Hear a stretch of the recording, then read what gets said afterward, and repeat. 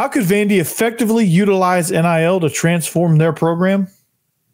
You're about to find out.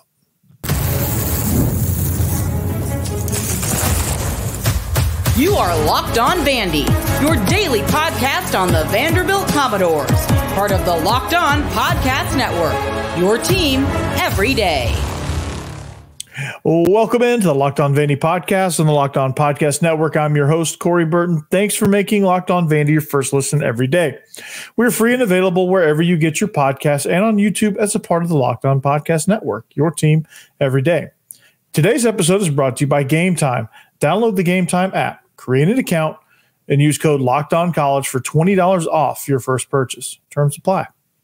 On today's episode, Vandy declares the trio that will be traveling to Dallas for the SEC Media Days, with Clark Lee taking over defensive coordinator duties, and that will have a positive effect on the defense. But what does it do for the whole team? But first, before we get into all that, Vandy did very well in the portal, but in order to continue, they must utilize NIL more effectively. How can they do so? And how can it change the trajectory of Vandy's program? And that's kind of the overarching question about NIL. You know what it's going to do for programs like Texas. You know what it's going to do for programs like Georgia, Alabama, the big boys. But for NIL, I think also the positive part about NIL is it has a chance to resurrect some of the smaller programs that are located in these hotbeds like Nashville. Nashville is probably, if not definitely, the fastest growing city in the country. It's becoming a hub for a lot of things. It is a healthcare hub. It is a country music hotbed. It's the hub for country music. It's starting to become an entertainment satellite for Atlanta, which I think they're taking on some of the overflow that Atlanta's getting now, becoming the East Coast Hollywood. So I think there's a lot of opportunities within the city just because of the rapid growth that I think you have a lot of opportunities there for NIL. And I think it could be a huge deal if properly utilized. And I think officials at Vanderbilt are starting to realize that because there's opportunities in the medical field, there's opportunities in the music industry, there's opportunities just kind of all over in a bunch of different industries. A lot of people are making their headquarters, like Nissan has their headquarters here, Bridgestone. There's a lot of business opportunities that Vanderbilt can latch onto that provide a lot of these student athletes with opportunities, not just football. So, the main sport on campus, however, is football, and I think that to a certain degree that I think Vandy has started to kind of dip their toe in a little bit with NIL because they did well in the portal, and you can't do well in the portal these days without a little bit of NIL help. And I don't know the exact terms and the exact deals that were struck, but you have to imagine to get the talent on the roster that they got. There has to be some form of NIL there. There has to be something concrete to say, okay, well, there's something reached, right? Like Pancake Pantry could strike a deal with the offensive line, sponsor them, make sure those guys get paid. I think HCA could take on some things. The various people on Music Row could take advantage of representing the local hometown team and backing some of the athletes. I think Bridgestone could take on some of that. Nissan could take on some of that. I mean, I think there's a lot of opportunities around for that. And Vandy has to be also aggressive, and the boosters of Vandy have to be aggressive in seeking these things out because I think for the first time in a long time, I think these fan bases, regardless of who you are, have an opportunity to now actually do something about helping their team win. Because like at one point, I'll donate money to this booster, get my seats, and just support the program. And you never really knew where the money went. Probably in facility upgrades, buying equipment, whatever. But now you're actually going towards talent acquisition. And that is I think tapping into that will have these people buying into these collectives, which you're starting to see these collectives sprout up in a bunch of different places. Ole Miss is doing a hell of a job in such a small market with their collective.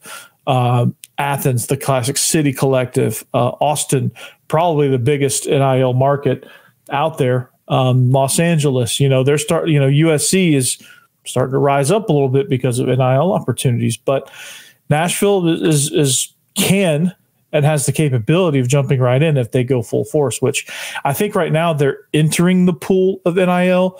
Some programs, some cities, some universities have kind of dove in head first.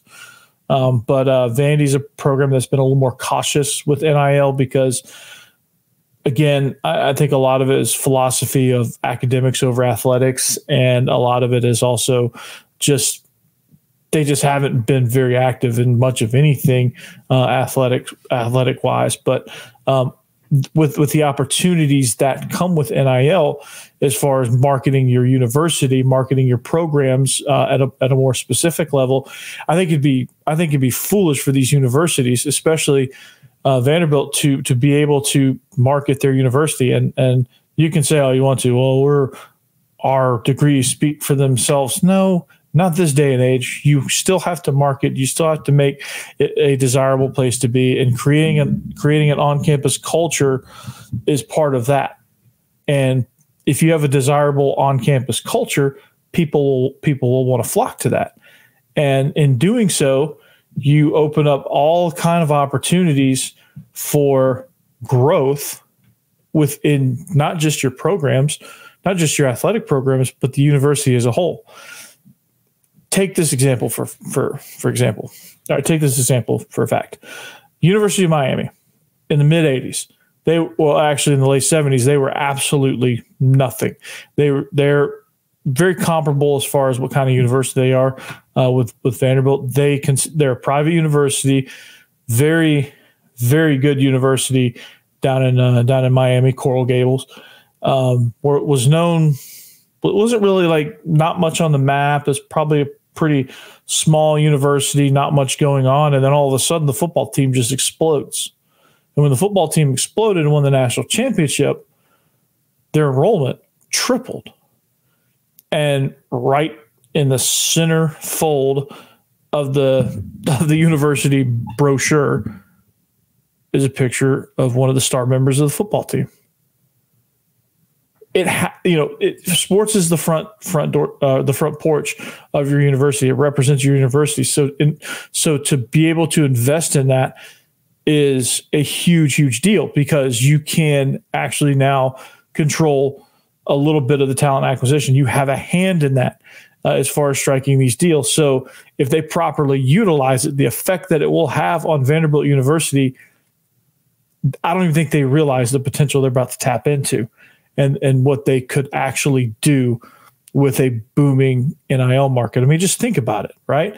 Your university has a ton of money. It's a private university, probably some of the wealthiest alumni in the country, in a booming city, a rapidly growing city with a lot of opportunity, a lot of vibrance. And you tap into that. This could be a program that you see take a complete 180-degree turn, which they started to dabble in it. And I think what's happening here also, in order for them to really say, okay, well, let's get out and get back into the deep end, right? Let's go all in. I think what they're going to do is they're going to see what a little bit does as far as success goes. Like if Vanderbilt makes a bowl game, if Vanderbilt basketball makes it to the tournament, or NIT even, and baseball makes it back to a super regional at worst, I think Vanderbilt will dive in. I think they'll see the benefits. I think they'll dive in, because you're going this way. This way.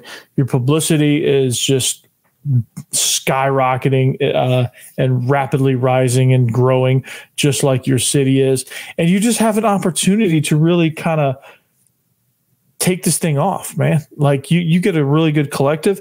Some of these people that are committing elsewhere will come to Vanderbilt, because who doesn't want to live in Nashville? Who doesn't want to have an opportunity with some of the things that are going on in this city while also playing in the best conference in the country against the best competition in the country in any sport? The SEC's taken over all the sports: tennis, softball, baseball, basketball, men's and women's basketball, football, obviously, soccer. I think they won in soccer too. I think they're pretty good in soccer as a whole, conference wise. Tennis, golf, you're starting to see some of these sports that if you get some good NIL opportunities, you could see yourself in a dominant position in a lot of these sports. And as it continues to grow, you could turn into a Stanford, which elite athletics and elite academics can in fact coexist.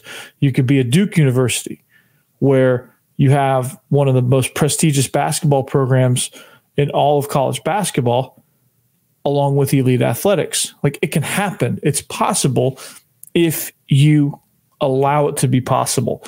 And by participating in NIL, utilizing NIL effectively, you could transform your program, not just your football program, your entire athletic program, which will then lead to transforming your university into something greater than it ever could imagine it being. So I think this has got some potential here to be a big, big deal. Again, Nashville is the fastest growing city in the country. So very exciting stuff. But I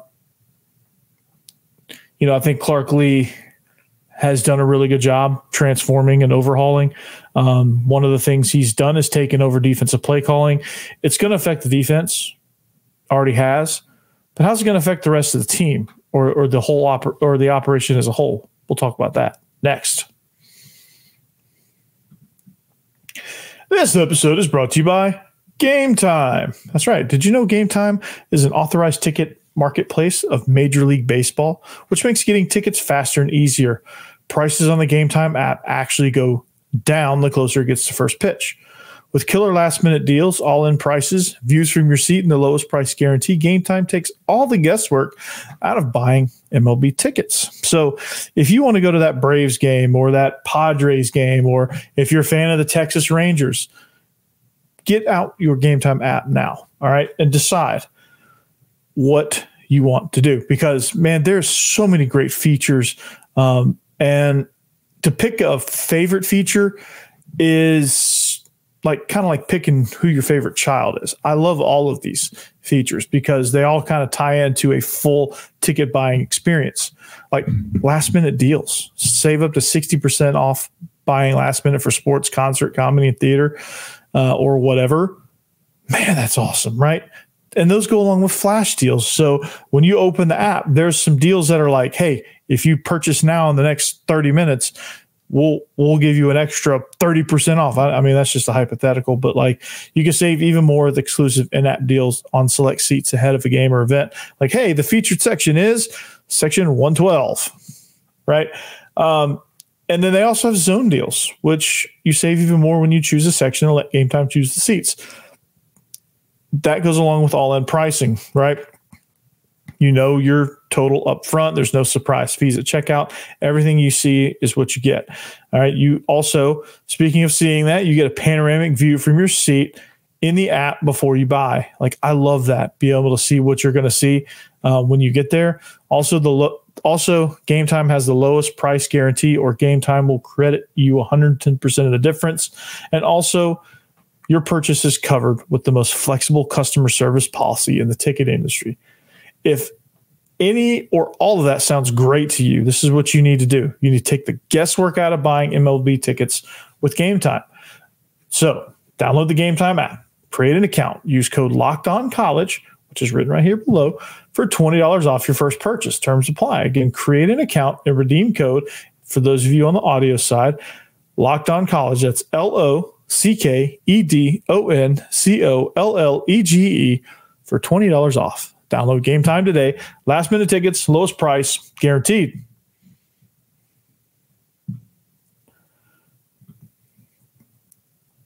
All right, welcome back. Are you watching ESPN or Fox Sports? Are you tired of all that shouting? Is it annoying? Yeah, I bet it is. So what you need to do is you need to make the switch to Locked On Sports Today, a free 24/7 sports streaming channel program for you every day to bring you the biggest stories without all the screaming.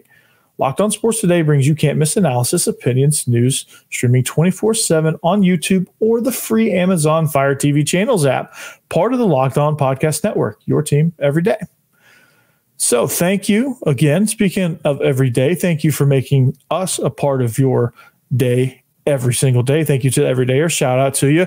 More power to you. Love you guys. And without you, this wouldn't be possible. Make sure you check out Locked On SEC right after this. If you want to know everything that's happening around the conference, that's a great place to go. Locked On SEC. So, Vanderbilt decided, Clark Lee especially, decided to overhaul his entire operation. Going 2-10 will do that to you. Getting shelled by UNLV on the road will do that to you. More power to you. So part of that overhaul was firing defense coordinator, essentially firing him. He demoted him, and then he quit. Probably would have fired him anyway, but semantics, right? But he took over defensive play calling. And that's been a move that prior to last season, the season where they were probably a handful of plays from going to a bowl game, after beating Florida and Kentucky as their notable wins, Clark Lee was calling the defense then. I think he handed off his defense too soon and too much, right? I think he should have been more hands-on at least, but I don't think he should have passed it on last season. But anyway, he's got it back, and I think this is going to be a phenomenal thing. And I've talked about how it's going to be great for the defense. And that is all true. The defense is going to thrive with him calling the plays on defense because with all the creativity, with all the aggressiveness, they're going to have an identity. There's going to be a lot of great things, right? We know that. And you're going to know that. And I'm going to tell you that probably many times, including now. But it's going to be an even greater impact, right? And I think that's part of the reason, I know that's part of the reason why he hired Jerry Kill, so that he could, in some cases, focus on the defense and defensive play calling and not be so pressured to quickly click back over to head coach mode. I think having Jerry Kill allows him to stay in defensive coordinator mode a little bit longer, which we may come to find out that he may actually thrive in the defensive coordinator role, and like that might spark something here. But what it's going to do for the rest of the team, okay? I think it's going to give this team some juice. I think it's going to. I think the offense is going to use that as a rallying point, right? I think they're going to say, okay, well, Coach Lee is. He's made all these changes. He's fixing the defense, and I think the defense is going to provide opportunity. They're going to provide energy for the team. But as far as the whole operation, I think it's going to allow him, and having Jerry Kill there is also going. And the reason why it's a big part of the puzzle here is because when he clicks back into head coach mode, I think Jerry Kill is going to be right there to help him kind of refocus, and he's going to be able to be a lot sharper than he was a year ago. Because a lot of times it looked like he was just kind of lights on, nobody home, had that kind of expression on his face a lot last year. Whether was actually true or not, but it just wasn't who he is. Like, I just think he kind of got away from who he really is.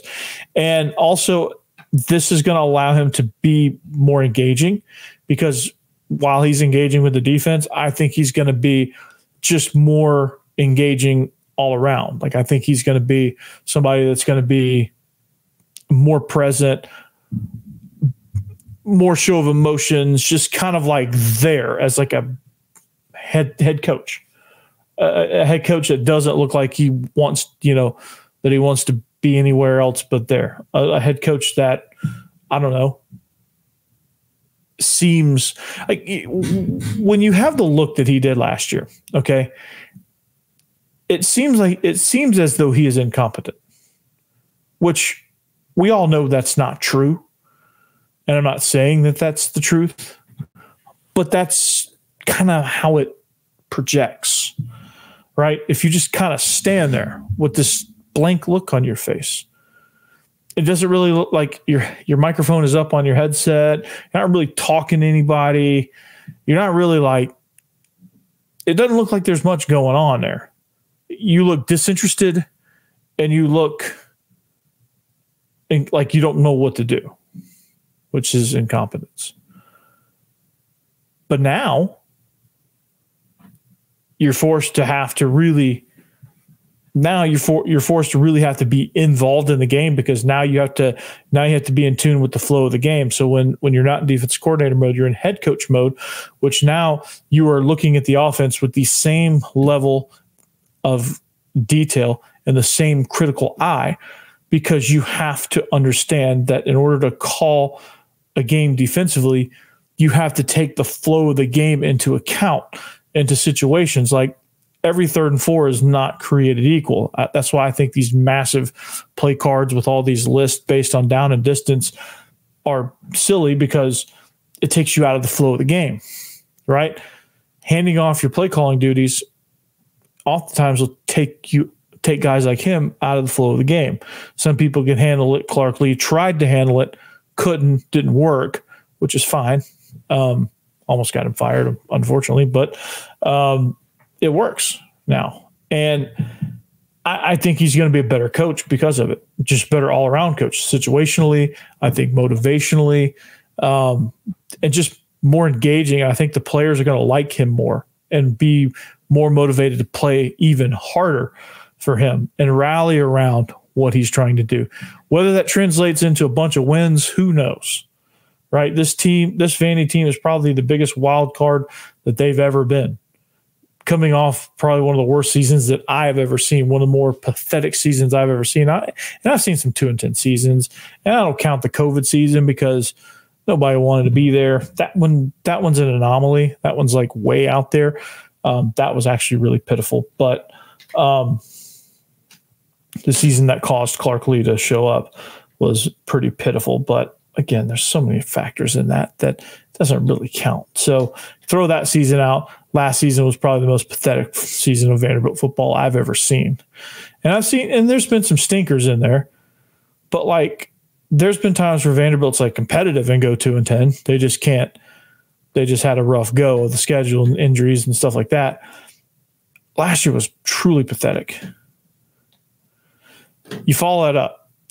Not sure where I was going with that, but I think you have.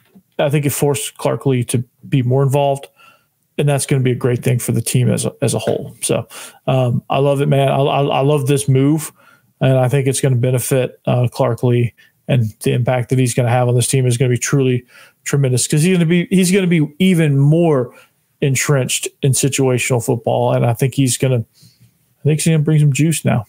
Something that I never thought I'd say about Cyborg Lee, which I used to call him that. So anyway, Media Days is right around the corner, and Vandy's already declared their trio, which if you look on the sidebar here, you'll see who that trio is. And we'll talk about them next, because it's a pretty important group.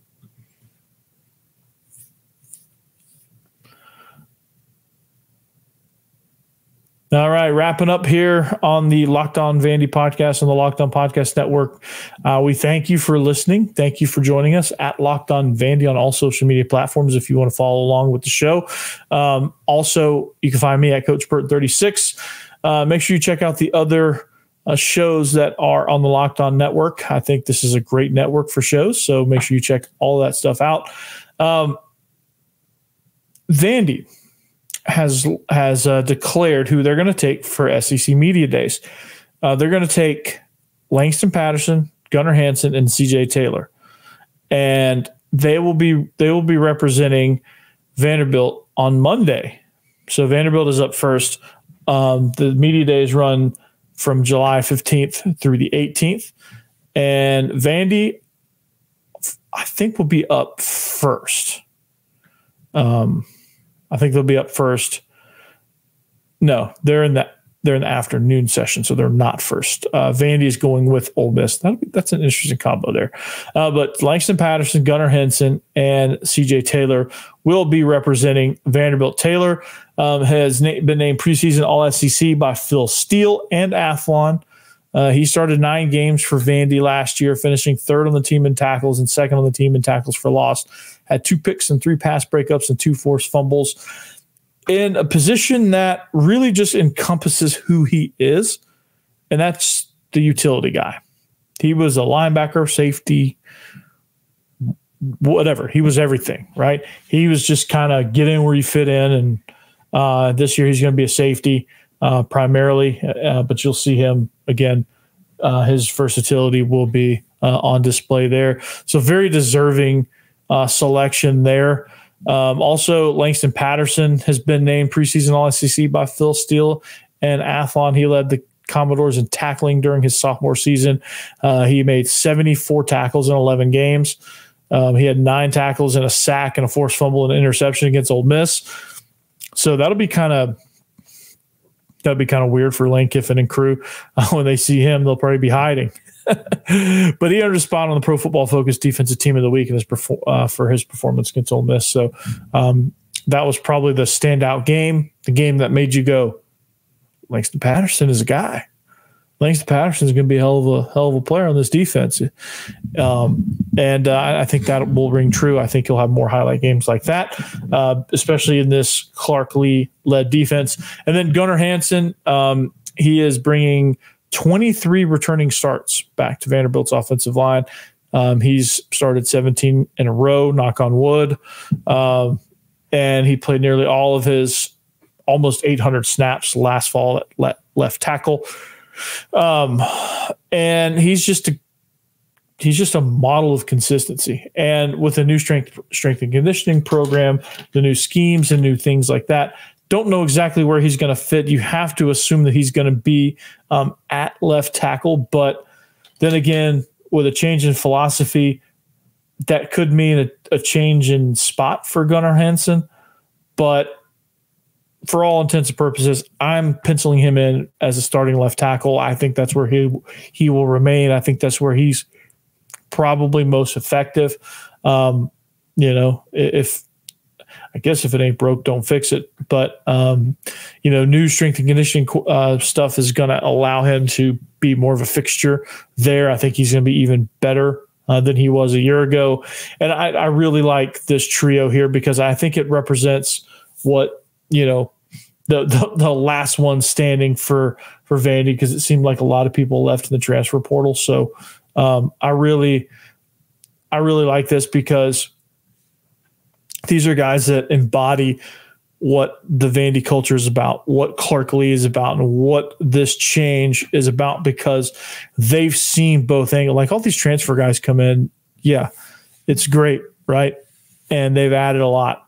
But these guys know kind of like, okay, well, it was really good, then it was atrociously bad, and now we're back on the rise. And they can really kind of talk to and talk about the overhaul and talk about what it's meant for them and what it's meant for this team and how they're going to be foundational pieces to making sure that transition is not just something that we were able to talk about in the offseason and actually make it play out on the field. And these guys embody that.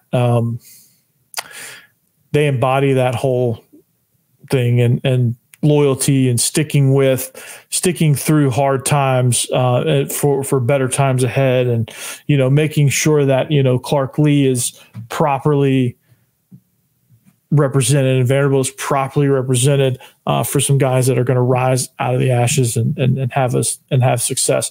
And these are 3 guys that will in fact portray that. And it's really good that they're able to do that. So, but that's where I'm going to leave you off. Okay. That's where I'm going to leave you guys at. Thank you for watching. If you like what you've seen, again, at Locked On Vandy on all social media platforms, find the show, find us wherever you find your podcast, like, subscribe, leave a comment, tell a friend, all the above.